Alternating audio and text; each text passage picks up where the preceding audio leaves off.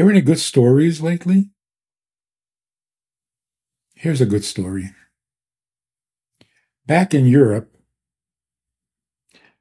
a man approached his rabbi, who was a holy man, and he said, "May I ask you a question that's been bothering me? When I have a problem, and I pray and I ask God to help me with my problem, I don't always get answered.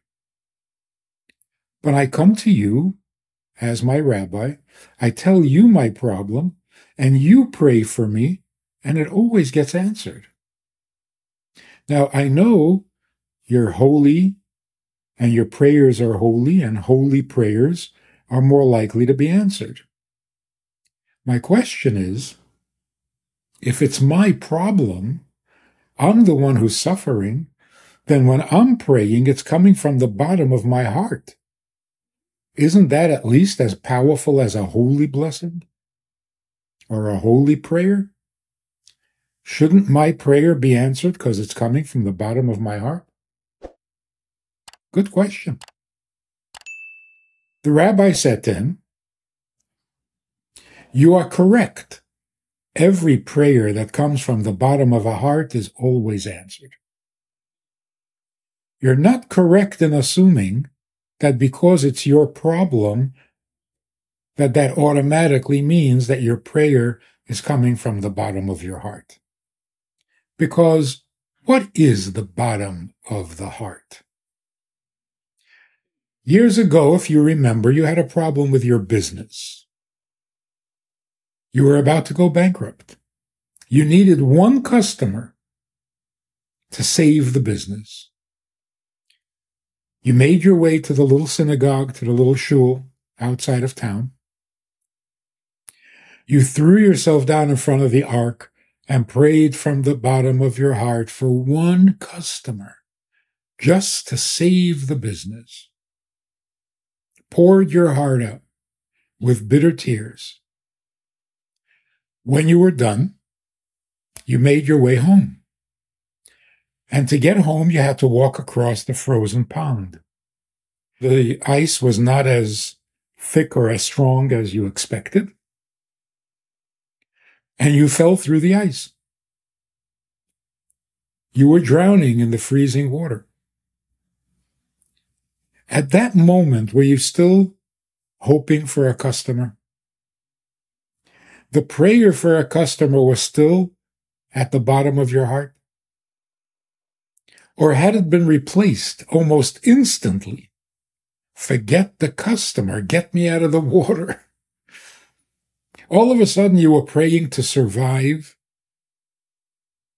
the freezing water. In fact, if someone would come to the edge of the water and say, "I found you a customer," are you interested? Are you thrilled?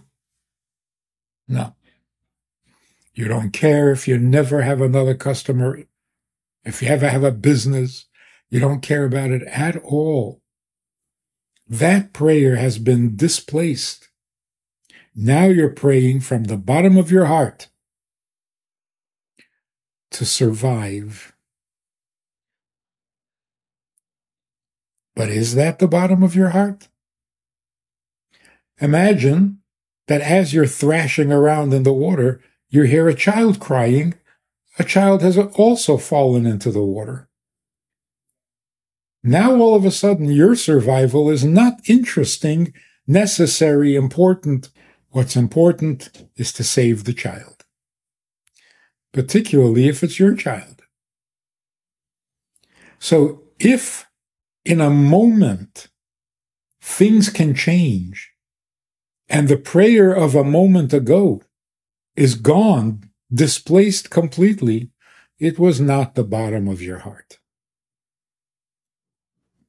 So now you're praying for the survival of the child from the bottom of your heart. No. There is something that goes deeper that can displace the prayer and focus your attention on something completely different. For example, how do we comfort a parent who had, God forbid, lost a child? What can you possibly say? What can go deeper into the heart than the agony and the grief of that loss?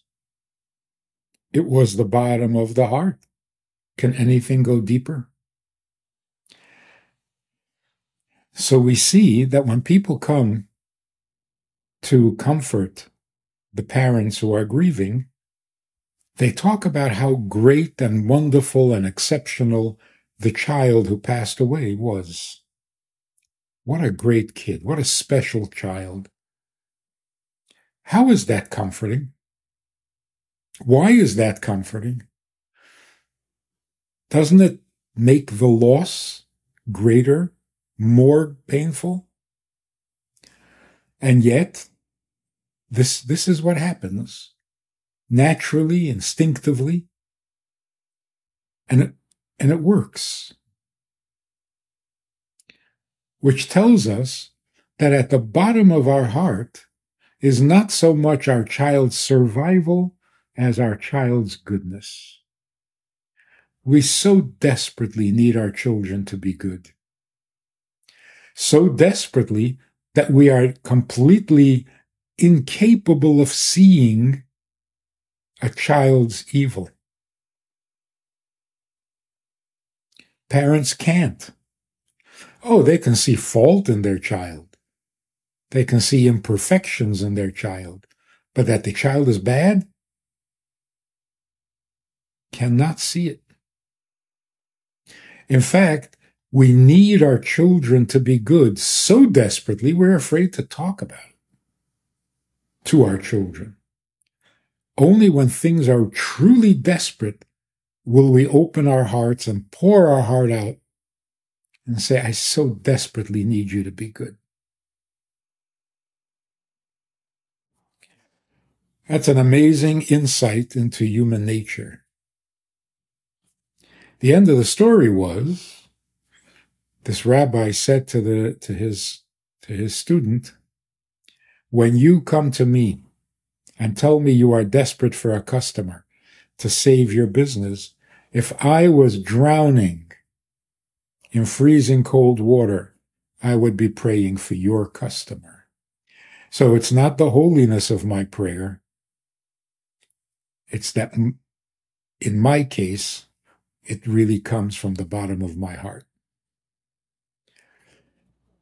Which is also an interesting thing. You can love someone and care about someone else more than the person cares about himself. Quite often. We can see this. Because when it says love your neighbor as yourself, that's not a limit. It's not saying don't love him any more than yourself. That's a minimum. But there's no reason to stop at the minimum. You can actually love and be concerned and care for another person more than you care for yourself. From the bottom of the heart. If you enjoyed this conversation or this topic, and you're looking for more information, or you want to hear it again from another angle, there's a way to do that. And that is in this book. It's all there. Order it from Amazon. You can read it, reread it, and share it.